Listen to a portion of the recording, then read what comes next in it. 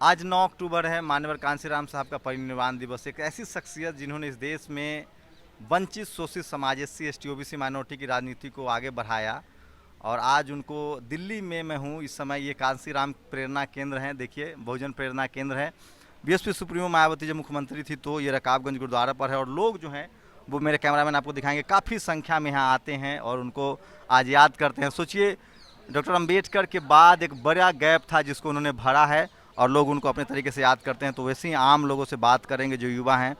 बताइए सर, क्या नाम हुआ आपका? मेरा नाम डॉक्टर रंजीत राम है। आज सभी लोगों को जय भीम। सबसे पहले सभी साथियों को जय भीम। और आज 14वें परिनिर्वाण दिवस पर मानवर कांशीराम साहब को सत नंबर उनके चरणों में आप उनको कैसे देखते हैं? मैं उनको इस देश का सबसे बड़ा नायक के रूप में देखता हूँ। अब आगे अभी के हालात में क्या करते अगर कांशीराम होते तो? अभी के हालात में अगर कांशीराम साहब अगर होते आज, तो आज दिल्ली की केंद्र सरकार में बहुजन समाज पार्टी की सत्ता होती। क्या करना चाहिए आगे? आगे ये करना चाहिए कि प्लानिंग करना चाहिए। पहले तो असेसमेंट करना चाहिए। We have to assess, we have to do the assessment, then planning, then implementation. तो देखिए ये जो राजनीतिक चेतना है समाज में, ये मानवर साहब की देन है। आपका क्या नाम है? कृष्ण कुमार रंगा, क्या बवाना। करते हैं आप? मैं दिल्ली पुलिस से रिटायर्ड हूँ, इंस्पेक्टर। चलिए, तो ये तमाम लोग आए हैं। शुक्रिया। आप सब लोग को एक एक सवाल लेंगे सब लोगों से और ये तस्वीरें दिखा रहा हूँ कैमरामैन को। आपको प्रेरणा केंद्र भी घुमा रहा हूँ जिसको BSP सुप्रीमो मायावती की देन है। और भी कुछ लोगों से बात करेंगे। देखिए यहाँ लोग बैठे हुए हैं, तारा आएंगे। मैं आपको कांशीराम प्रेरणा केंद्र दिखा रहा हूँ जिसमें बात करेंगे। और क्या लग रहा है सर, कहाँ तक पहुँचा है मान्यवर साहब का जो सपना था सत्ता तक पहुँचने का? कोई खास नहीं पहुंचा, सब बदला बदला सा लग रहा है। क्या करने की ज़रूरत है अब? जरूरत है उनकी विचारधारा को आगे बढ़ाने की। उनकी विचारधारा को एकदम पलट दिया गया है। जो क्या करने की ज़रूरत है? जरूरत यह है कि मान्यवर कांशीराम का सपना था कि समाज के टिकाऊ लोगों को दलों में जोड़ा जाए, जो टिकाऊ रहें, जो बिकाऊ ना हो। और जिताऊ होना कोई जरूरी नहीं है। अगर लोग टिकाऊ रहेंगे तो जीत अपने आप जाएंगे। एक से एक नारा गढ़ा था, कोई ऐसा नारा सर आपको जो कांशीराम साहब का सबसे ज़्यादा प्रभावित करता? देखिए, सबसे पहले मैं आपको बताना चाहता हूं कि दुनिया के जाने माने अदाकार शत्रुघ्न सिन्हा ने मानवर कांशीराम जी को हिंदुस्तान का चाणक्य कहा था और ये साबित हो चुका है कि इस देश में मानवर कांशीराम जी ने चाणक्य की भूमिका निभाई।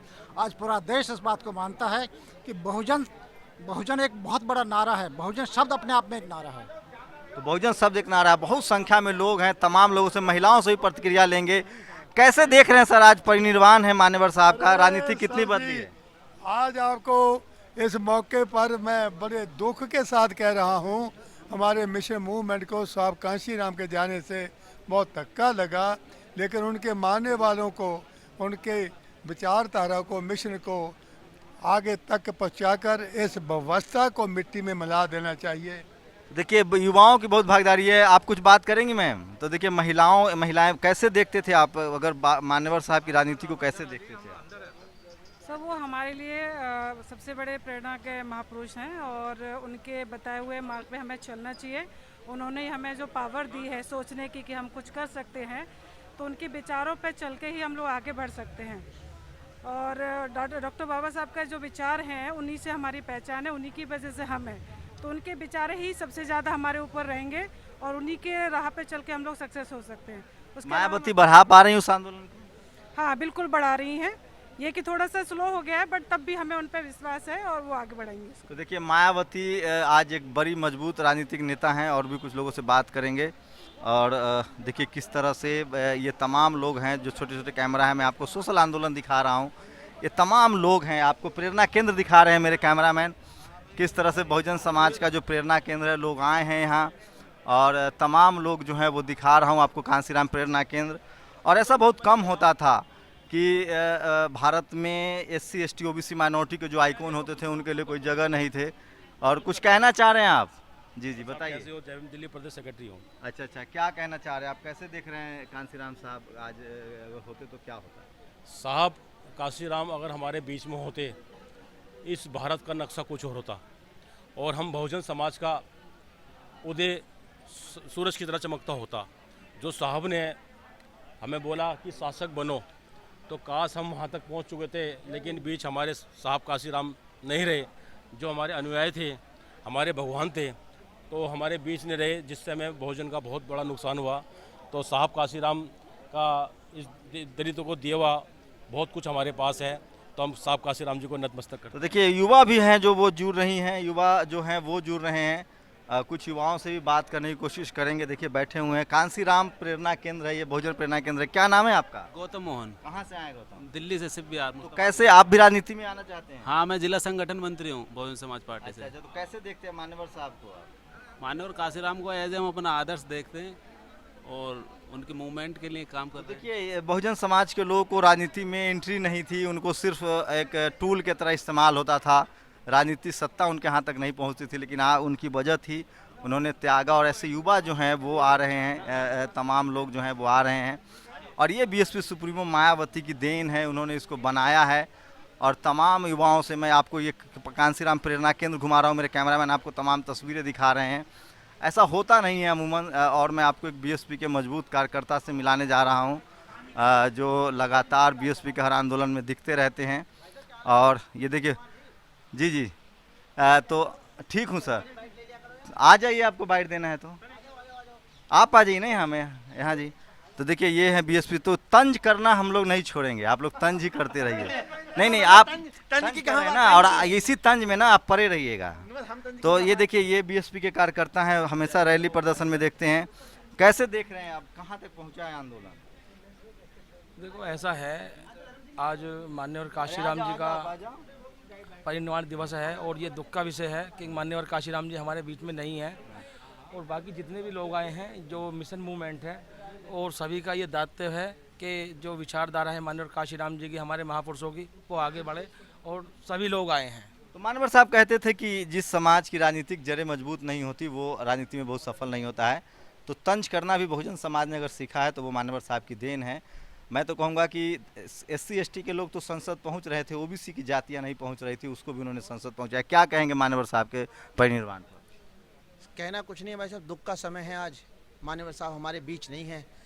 अगर आज वो होते तो शायद जो आज आप कह रहे हैं कि तंज करना सीख लिया है, शायद उस बात से आगे बढ़कर हम जो कमियां रह गई हैं विधानसभा पार्लियामेंट, या मान्यवर साहब अगर 10 साल भी हमारे बीच और रह गए होते तो ये बहुजन समाज, ये अल्पसंख्यक के आप क्यों नहीं उस जगह को भरते हैं? आप में कहाँ कमी रह जा रही है? वो भी तो हार मांस के बने थे, उन्होंने भी तो साइकिल लेके आंदोलन किया था।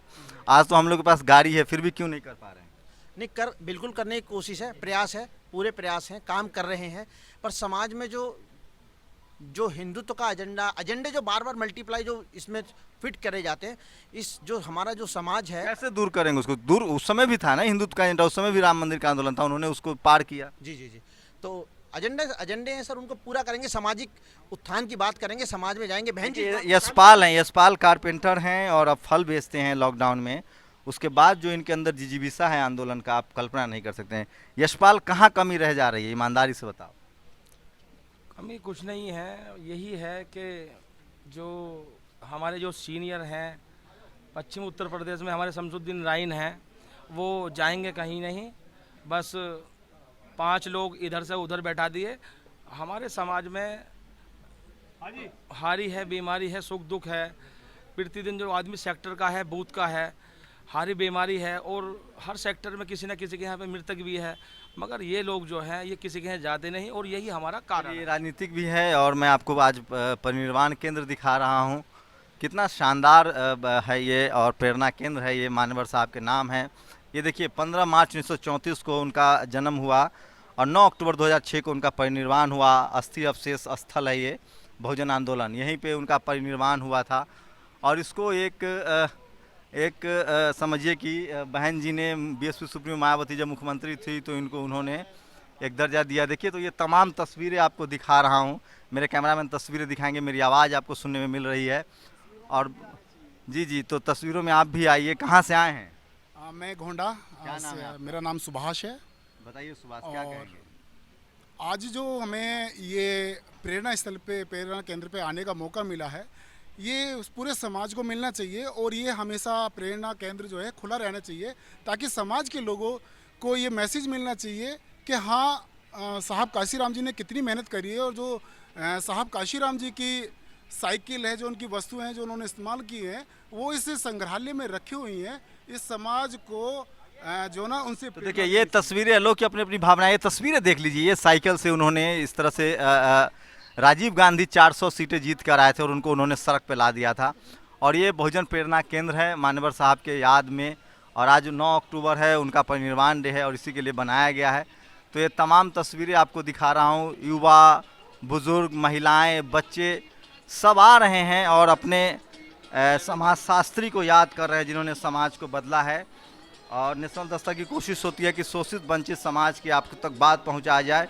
ये तस्वीरें आप देखते रहिए किस तरह से एक शख्स भारत की राजनीति में आता है और पूरी व्यवस्था में हलचल पैदा कर देता है। न उनके पास पैसा था, न संसाधन था, न बैनर थे, न पोस्टर्स थे, दीवारों पे नारे लिखे जाते थे। वो क्या दौर था राजनीति का। मंदिर आंदोलन चल रहा था, हिंदुत्व अपने चरम पर था। ये देखिए क्या समर्पण है लोगों का। थोड़ा सा उनको बंद करवाइए, अरे उनको बंद करवाइए, बाजा बंद करवाइए जरा। इसमें देखिए लोग अपने बच्चों के साथ आए। कहाँ से आए हैं सर? सर मैं मुस्ताद विधानसभा से, जिला गोकलपुर से, जिला अध्यक्ष भूपेंद्र सिंह बेदरक नाम है मेरा। तो लोग अपने बच्चों को ला रहे हैं और ये तस्वीरें आपको दिखा रहा हूँ। और मेरे साथ मेरे साथी कार्यकर्ता हैं बीएसपी के, कैसे देख रहे हैं वो, कैसे बढ़ेगा आगे कारवां? देखिए मानवर साहब का जो कारवां है वो सिद्धांती रूप से वैज्ञानिक कारवां है। इसमें बहुजन समाज के जो गठजोड़ था, हजारों जातियों का गठजोड़ था, उसको सम्मिलित किया गया है। मानवर साहब का सिद्धांत तो है वो पूरी तरह से वैज्ञानिक दृष्टिकोण से जो बहुजन समाज में हजारों जातियों में बिखरा समाज था उनको एक रूप करने का सिद्धांत था, वो उन्होंने किया भी। आज जो जिस तरह से पूरा माहौल दिखाई दे रहा, खासकर बहुजन समाज में फूट डाली जा रही है मनवादी ताकतों द्वारा, कहीं ना कहीं मानवर साहब के उस कारवां को कमज़ोर करने की कोशिश की जा रही है। हमारा कहना है कि मानवर साहब ने जो सिद्धांत बनाया था, वाम safe DS4 Bahujan Samaj party का सिद्धांत, इसमें सभी की भागीदारी की थी, ST ST OBC की, वो कहीं ना कहीं बिखरता हुआ नज़र आ रहा है। उसको कमज़ोर करने की जो ताकतें हैं वो मनवादी ताकतें जो हजारों सालों से सत्ता में बनी रही हैं। मेरे कैमरामैन आपको दिखाएंगे ऊपर किस तरह से बीएसपी सुप्रीमो ने पूरा बुद्ध का जो इतिहास है, और मैं ये तस्वीरें दिखा दूं। ये देखिए ये 7 महान हस्तियां हैं, नारायणा गुरु, पेरियार स्वामी, डॉक्टर अंबेडकर, और ये देखिए मान्यवर कांसीराम साहब, मायावती, महात्मा ज्योतिबा फुले, छत्रपति साहू जी महाराज। तो ये आप कभी जरूर प्रेरणा केंद्र आइए, ये दिल्ली के रकाबगंज में है। और ये तस्वीरें देखिए, ये लखनऊ के अंबेडकर पार्क का है, तस्वीरें हैं लखनऊ में जो पार्क बना है। और ये देखिए मेरा जीवन ही मेरा संघर्ष है, बीएसपी के राष्ट्रीय अध्यक्ष। तो मान्यवर साहब के प्रेरणा केंद्र को ये इस तरह से अमली जामा पहनाया गया है। ये बीएसपी सुप्रीमो मायावती ने जो एक लकीर खींची है, इस लकीर को पाटना बहुत मुश्किल होगा। और एक मुख्यमंत्री के तौर पे ये देखिए उन्होंने पूरा जो उनका विचार था, बहुजन प्रेरणा ट्रस्ट के नाम से ये जगह है जिसको उन्होंने बनाया है। और मैं कुछ और बाहर दिखाऊंगा, बाइंड अप करूंगा इस बातचीत को। तो काफ़ी लंबा का दफ्तर भी है। मान्यवर कांसीराम साहब, इससे पहले SC ST OBC माइनॉरिटी के नेताओं को कभी कोई पार्क, कभी कोई ज़मीन नहीं दी जाती थी। और नोएडा का पार्क हो या फिर लखनऊ का अंबेडकर पार्क हो, ये तमाम उन्होंने किया, लेकिन इसके खिलाफ लोग आए और बंद करवाने की भी कोशिश हुई। तो ये तस्वीरें दिखा रहा हूँ आपको, प्रेरणा केंद्र है ये कांसीराम ट्रस्ट के नाम से। और रकाबगंज में आज परिनिर्वाण है, उनका परिनिर्वाण है, दुखद दिन है। लेकिन जिस तरह से मान्यवर कांसीराम साहब ने भारत की राजनीति को बदला, जिस तरह से उन्होंने एक ऐसे समाज में जो 85% आबादी जिसकी राजनीतिक सामाजिक भागीदारी नहीं थी, जो सत्ता से मिलो दूर था, जिसको एक पपेट की तरह इस्तेमाल किया जाता था सिर्फ वोट के लिए, ताली बजाने के लिए, उसको उन्होंने किस तरह से राजनीतिक चेतना जगाई। और इसी का नतीजा है कि आज लोग उनको याद कर रहे हैं पूरे देश में। लेकिन एक बड़ी कॉन्स्पिरेसी हुई, और वो चूँकि शेड्यूल कास्ट से आते थे इसलिए उनको शेड्यूल कास्ट का नेता घोषित कर दिया गया।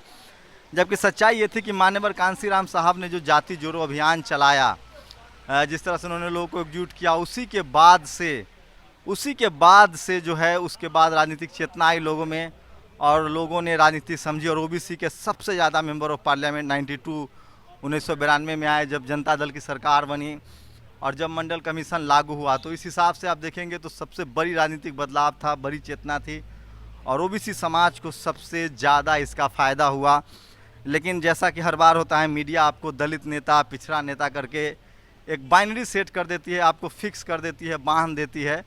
वो भी उनके साथ हुआ और लगातार ये चलता ही रहा। और ये तस्वीरें आपको दिखा रहा हूँ किस तरह से आज वकील हैं, जज हैं, बैरिस्टर हैं, तमाम लोग हैं जो उनको याद करने के लिए आए हैं।